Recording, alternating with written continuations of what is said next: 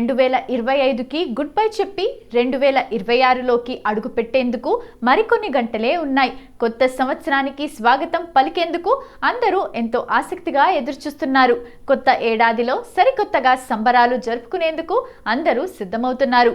ఈ నేపథ్యంలో new year గురించి కొన్ని ఆసక్తికరమైన విషయాలను ఇప్పుడు తెలుసుకుందాం. Happy new year! New year వస్తోందంటే చాలు మనలో ఏదో తెలియని కొత్త ఎక్సైట్మెంట్ స్టార్ట్ అవుతుంది.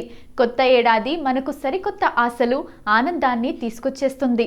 గతేడాది మనం ఎన్నో ప్రాబ్లమ్స్ ఎదుర్కొని ఉండొచ్చు. దాని ఎఫెక్ట్ న్యూ ఇయర్ వేళ మన మీద పడకుండా కొత్త రిజల్యూషన్స్ పెట్టుకోవటం సహజమే. అయితే మనలో చాలామంది ప్రతి ఏటా కొత్త డెసిషన్స్ తీసుకుంటారు, కానీ వాటిని ఆచరణలో పెట్టేవారు మాత్రం చాలా అరుదుగా ఉంటారు.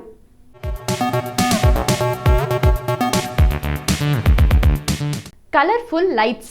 న్యూ ఇయర్ అంటేనే కలర్ఫుల్ లైట్స్, డిస్కో డాన్సులు, టపాసుల మోతలు, యూత్ అరుపులు, కేకలతో కొత్త ఏడాది సంబరాలు అంబరాన్నంటుతాయి.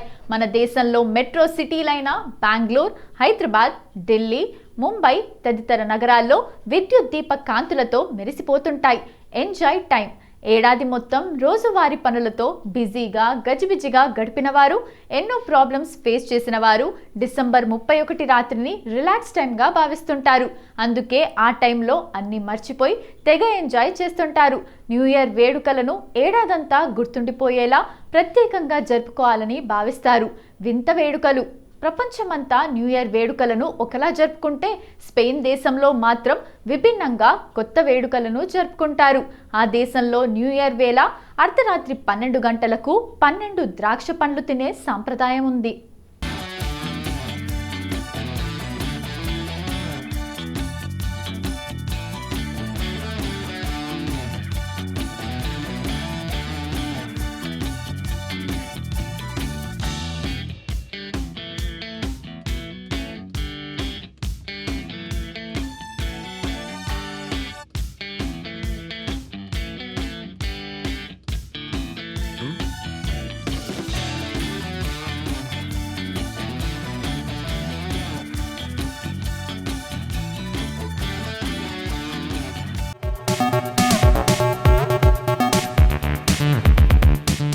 దీని వెనుక ఓ కారణం కూడా ఉందట.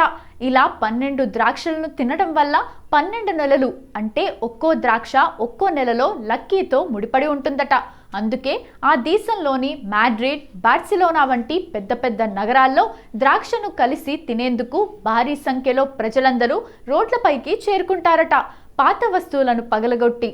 డెన్మార్క్ దేశంలో అయితే న్యూ ఇయర్ సందర్భంగా ఫ్యామిలీ, ఫ్రెండ్స్ అందరూ కలిసి తమ ఇంటి డోర్స్ దగ్గర పాత ప్లేట్లు, గ్లాసులను విసిరేసి కొత్త ఏడాదికి స్వాగతం పలుకుతారట.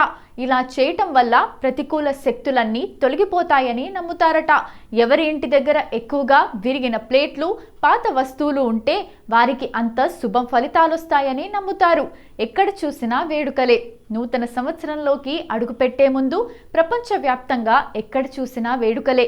ముఖ్యంగా క్రిస్మస్ నుంచి జనవరి 1వ తేదీ వరకు యువత పార్టీలతో ఫుల్ జోష్లో ఉంటారు.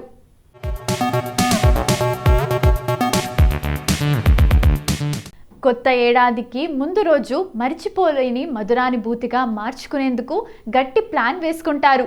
ఉల్లాసంగా, ఉత్సాహంగా కొత్త సంవత్సరంలో సరికొత్త ఉత్సాహంతో వేడుకలను జరుపుకుంటారు. గత ఏడాదిలో చేసిన తప్పులను సరిదిద్దుకుంటూ కొత్త ఏడాదిలో మరింత ఉత్సాహంగా, ఉల్లాసంగా ముందుకు సాగిపోవాలని కొత్త ఆశలకు ఊపిరిపోస్తూ సరికొత్త లక్ష్యాలను నిర్దేశించుకొని ప్రతి ఒక్కరూ కొత్త జర్నీ స్టార్ట్ చేస్తారు. అంతా కొత్తగా నూతన సంవత్సరంలో ప్రతి ఒక్క క్షణం ఆనందభరితంగా కావాలని, కొత్త ఏడాదిలో కొత్త కోరికలన్నీ నెరవేరాలని, కొత్త ఆశయాలు, కొత్త నిర్ణయాలు, కొత్త వేడుకలు కలకాలం మీతోనే ఉండాలని, మీ కలలన్నీ సాకారం కావాలని కోరుకుంటూ హ్యాపీ న్యూ ఇయర్.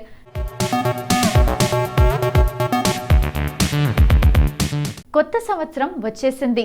అయితే గడిచిన ఏడాది కంటే రాబోయే సంవత్సరం మరింత సంతోషంగా, ఆనందంగా ఉండాలని ప్రతి ఒక్కరూ కోరుకుంటున్నారు. దానికి తగ్గట్టుగా జనవరి 1వ తేదీన హ్యాపీగా ఉండేందుకు అనేక రకాల టూర్లు, బంధువులు, ఫ్రెండ్స్తో వేడుకలు, ఫ్యామిలీతో సినిమాలకు వెళ్ళటమే కాకుండా ఏవైనా కొత్త వస్తువులు కొనుక్కొని ఇంటికి తెచ్చుకుంటారు. గణేష విగ్రహం సనాతన ధర్మంలో ఇది చాలా పవిత్రమైనదిగా పరిగణించబడుతుంది. కొత్త సంవత్సరం మొదటి రోజు గురువారం రావటంతో మీరు కొత్త సంవత్సరం మొదటి రోజున ఇంట్లో వినాయకుడి విగ్రహాన్ని కూడా తీసుకురావచ్చు. ఇలా చేయటం వల్ల కుటుంబంలో సుఖ సంతోషాలు, శ్రేయస్సు లభిస్తాయని జ్యోతిష్కులు తెలిపారు. నెమలి ఈకలు వాస్తుపరంగా ఇంట్లో నెమలి ఈకలు ఉండటం చాలా శుభప్రదంగా పరిగణించబడుతుంది. అందుకే మీరు కొత్త సంవత్సరం రోజున మీ ఇంటికి నెమలి ఈకలను తీసుకురావచ్చు. వాస్తు ప్రకారం మీరు ఇంట్లో తూర్పు లేదా ఉత్తర మూలలో గుడిలో మోర్పణాన్ని ఉండవచ్చు.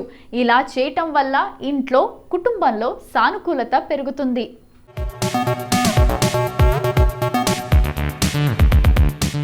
దక్షిణావర్తి శంఖం. ఇంట్లో దక్షిణావర్తి శంఖాన్ని ఉంచటం వాస్తు దృక్కోణం నుండి చాలా శుభప్రదంగా పరిగణించబడుతుంది. అందుకే మీరు కొత్త సంవత్సరంలో దక్షిణావర్తి శంఖాన్ని మీ ఇంటికి తీసుకొచ్చి మీ పూజా మందిరంలో ప్రతిష్ఠించవచ్చు. ఇలా చేయటం వల్ల కొత్త సంవత్సరం మీకు సంతోషాన్ని, ఐశ్వర్యాన్ని అందిస్తుంది. కామధేను ఆవు విగ్రహం. హిందూ మతంలో కామధేను ఆవు విగ్రహం చాలా పవిత్రమైనదిగా భావిస్తారు. అందుకే మీరు కొత్త సంవత్సరం మొదటి రోజున మీ ఇంటికి కామధేనువు లేదా ఆవు విగ్రహాన్ని తీసుకురావచ్చు. దీంతో పాటు కొత్త సంవత్సరం సందర్భంగా ఇంట్లో ఏనుగు విగ్రహాన్ని ఉంచడం కూడా చాలా పవిత్రమైనదిగా భావిస్తారు. శుభ ఫలితాల కోసం మీరు మీ ఇంట్లో తెల్ల ఏనుగు విగ్రహాన్ని ఉంచుకోవచ్చు. గుర్రపు డెక్క. వాస్తుశాస్త్రంలో మీరు మీ ఇంట్లో గుర్రపు డెక్కను ఉంచినట్లయితే ప్రతికూల శక్తి మీ నుండి దూరంగా ఉంటుందని నమ్ముతారు. అలాగే ఇంట్లో ఉంచుకోవటం వల్ల కూడా శుభం కలుగుతుంది. వాస్తు ప్రకారం ఇంటి ప్రధాన ద్వారం వద్ద ఉంచటం మరింత శుభప్రదంగా పరిగణించబడుతుంది.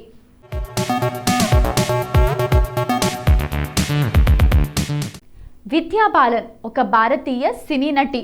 పలు హిందీ, బెంగాలీ, మలయాళ చిత్రాల్లో నటించింది.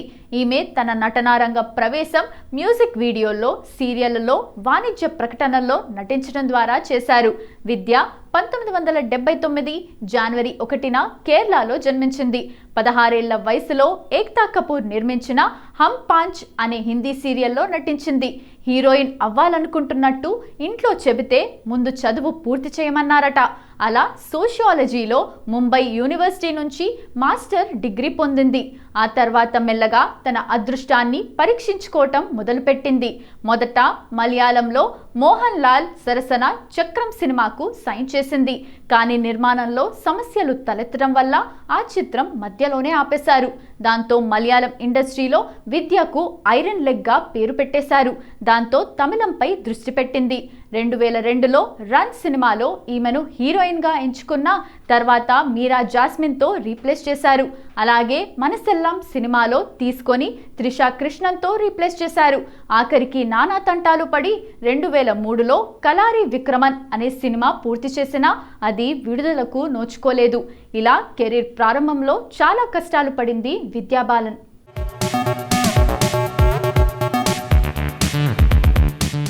ఆనంద్ కుమార్ భారతీయ ఉపాధ్యాయుడు. అతను సూపర్ 30 ప్రోగ్రాంకు ప్రసిద్ధి చెందాడు. ఇది Indian institute of technology IIT కోసం జాయింట్ ఎంట్రన్స్ ఎగ్జామినేషన్లో ఉత్తీర్ణత సాధించడంలో పేద కుటుంబాల నుండి తెలివైన విద్యార్థులకు శిక్షణనిస్తుంది.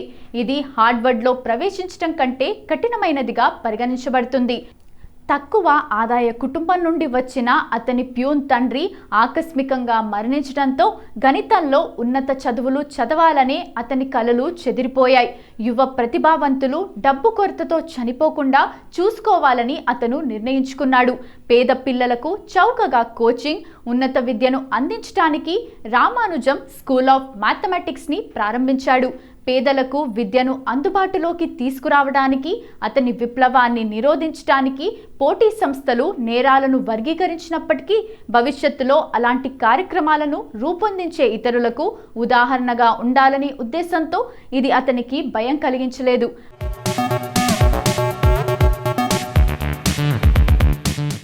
సోనాలి బింద్రే ప్రముఖ భారతీయ సినీ నటి, మోడల్. ఆమె ఎక్కువగా హిందీ సినిమాల్లో నటించింది. మరాఠీతో పాటు దక్షిణ భారతదేశంలో తెలుగు, తమిళ, కన్నడ సినిమాల్లో కూడా నటించింది.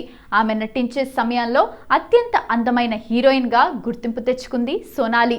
90ల్లో ఆమె టాప్ హీరోయిన్గా నిలిచింది. సోనాలి 1990 జనవరి 1న ముంబైలో జన్మించింది.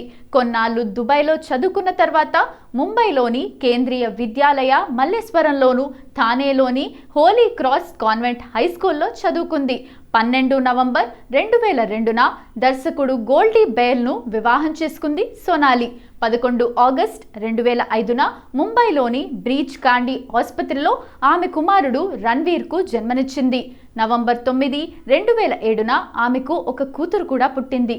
ఒక ఇంటర్వ్యూలో సోనాలి మాట్లాడుతూ తనకు తమిళ భాష చాలా ఇష్టమైనదని తెలిపింది.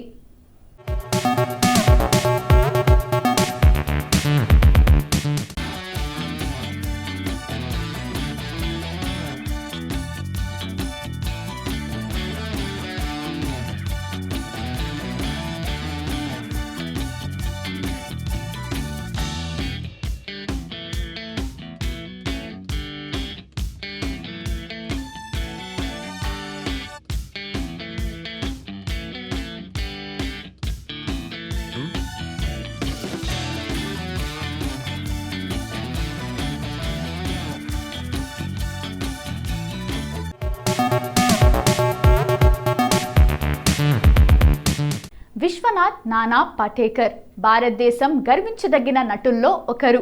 విలక్షణ పాత్రధారణలతో భారతీయ సినీ పరిశ్రమలో తనదైన ముద్ర వేశారు. భారత ప్రభుత్వం వీరిని పద్మశ్రీ పురస్కారంతో గౌరవించింది. విశ్వనాథ్ పాటేకర్ 1951 జనవరి 1న మురుద్, జంజీరా, మహారాష్ట్రలో జన్మించారు.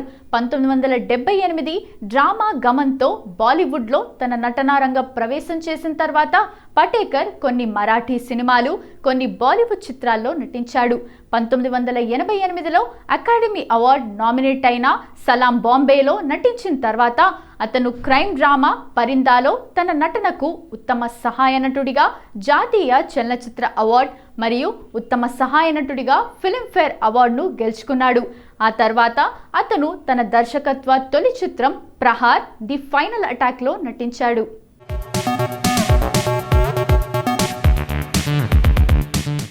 ఐశ్వర్య రజనీకాంత్ భారతీయ సినీ దర్శకురాలు.